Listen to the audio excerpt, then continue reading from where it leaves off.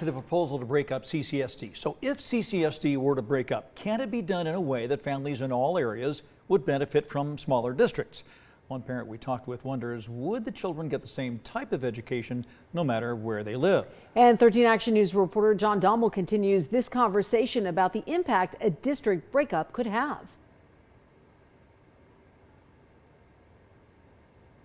If Henderson schools were to break away from the CCSD, then the state would have to make sure that it's done in a manner that doesn't put some students at a disadvantage over others. And there are still a lot of equity concerns that would have to be addressed. Anna Marie Binder has 6 kids. I really try not to think a lot about it because it's been so unsuccessful that I'm not really worried about it. Attending 4 schools in the district. You can talk about the problems and the issues that CCSD has all day long, but when you have smaller municipalities breaking off from that, how can they offer a comparable education to a larger system?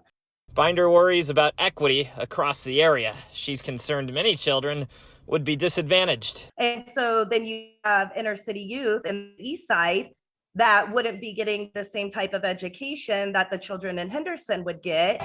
Those in support of the new district say this would do just the opposite and provide a more focused education all around. We can, really see and touch each one of those kids and really know their needs, and then really narrowly focus the funding that we have access to meet those individual needs of each kid. Stimulus money from the federal government will be going out later in the year, and CCSD will get more than $777 million. Splitting the district would cause money like that to also be split. It's going to take, however many school districts they have, there's going to have to be that many superintendents. There's going to have to be that many central offices. So there's going to be duplication of efforts that are going to cause an increase of money. I would love to see what problems that we have specifically identified that are holding back students and parents.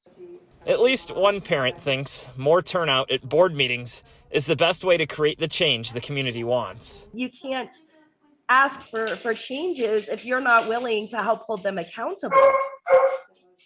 Of that federal funding I'd mentioned earlier, about 20% or $155 million of it would go directly toward addressing equity in the district. In Henderson, John Dommel, 13 Action News.